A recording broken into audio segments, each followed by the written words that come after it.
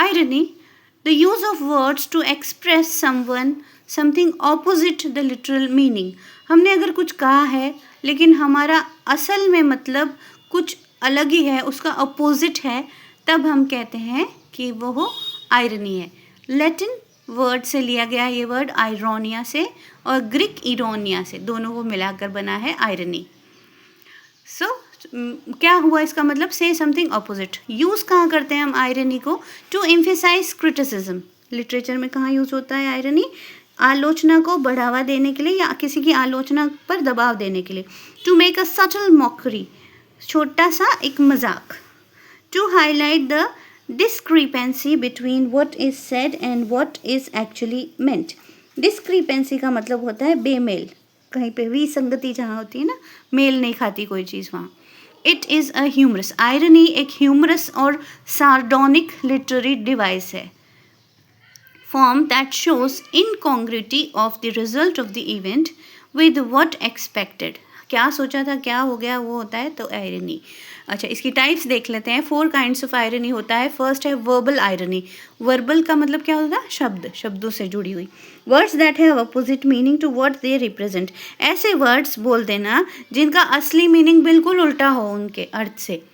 जैसे मैं कहूँ आई स्वेयर आई नेवर स्वेयर, है ना, हो गया उल्टा मतलब. अब एक डायलॉग दिया है यहाँ पे. अवनी पूछता है आर यू अफ्रेड. ओम कहते हैं don't be silly, I am too frighten to be afraid. मैं तो बहुत डरा हुआ हूँ कि डर सकूँ.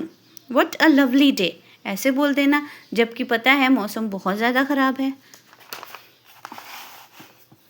चलो सिचुएशनल आयरनी देखते हैं नेक्स्ट. सिचुएशनल आयरनी क्या होता है? इवेंट्स या इंसिडेंट इस तरह से हो जाए फ्रॉम व्हाट वाज एक्सपेक्टेड, जो सोचा ही नहीं जाए उनके बारे में, ऐसा हो जाए. अ गर्ल, एग्जाम्पल देखें. A girl buys a gun, एक लड़की ने गन खरीदी. To protect herself she is mugged, वो कहीं फंस जाती है. The thief steals her gun and shoots her with it. जो थीफ है उसी की गन से उसी को मार देता है. तो ये क्या हो गई? Situational irony. क्यों ली गई थी गन? खुद के प्रोटेक्शन के लिए, और खुद ही उसमें डाई हो गई. Next, a mother complains about her lazy children. माँ कहती है मेरे बच्चे बड़े आलसी हैं. नॉट रियलाइजिंग, जबकि उसको पता ही नहीं है कि जो उनके बच्चे हैं have been secretly making her birthday present, उनके लिए प्रेजेंट बना रहे हैं.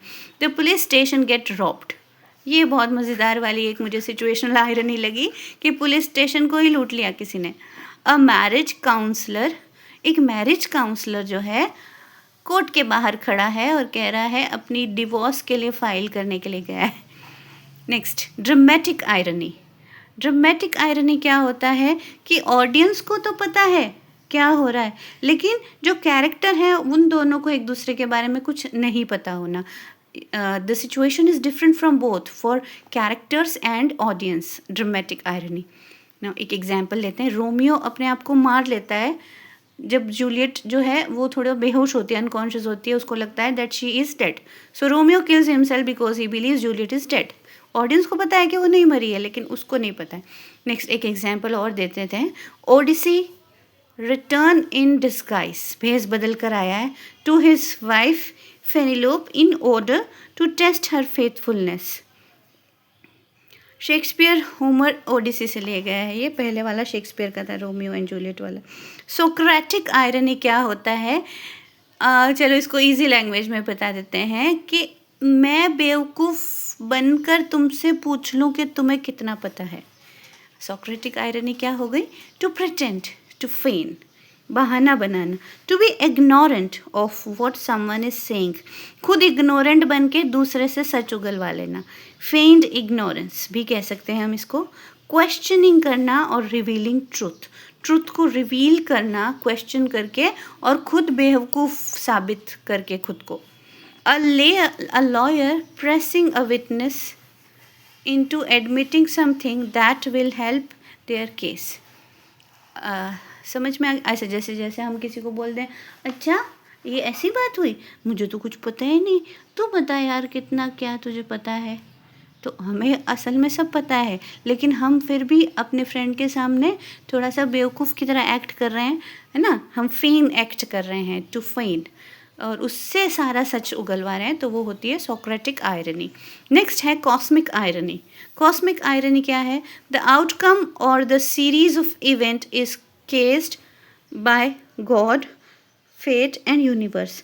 जब किसी के साथ गलत हो जाता है या अनएक्सपेक्टेडली अच्छा हो जाता है जस्ट बिकॉज ऑफ गॉड, कि भगवान ने कर दिया या उसके भाग्य में कर दिया या यूनिवर्स ने उसके साथ ऐसा कर दिया, है ना, ये उसको बोलते हैं कॉस्मिक आयरनी। जैसे ईडिपस रेक्स था, जो ईडिपस रेक्स, उसके बारे में भविष्यवाणी हुई थी कि उसको अपनी माँ से ही शादी करनी पड़ेगी और उसने करनी ही पड़ी, ऐसा फेट आ गया। और जो टाइटैनिक हमने देखा है जेम्स कैमरॉन की, सब कुछ ठीक चल रहा था लेकिन एंड में उसको मरना ही था। वो उसने बचा भी लिया था हीरो ने, लेकिन फिर भी उसको मरना ही था। ठीक है, तो समझ में आ गई कॉस्मिक आयरनी क्या हो गई, जो गॉड, फेट और यूनिवर्स पे डिपेंड करती है। Socratic irony, to pretend to be ignorant, ignorant pretend करके किसी से ट्रूथ को रिवील करवा देना। ड्रामेटिक आयरनी में क्या होता है, कैरेक्टर को पता नहीं होती असली बात लेकिन ऑडियंस को पता होती है। सिचुएशनल आयरनी, बिल्कुल ही ऐसी इवेंट अनएक्सपेक्टेड हो जाना जो सोचा भी नहीं था, बिल्कुल अलग हो जाना, उल्टा हो जाना। और वर्बल आयरनी, जो वर्ड्स जो है, I swear, I never swear, I am too frighten to be afraid. And don't forget to like and subscribe.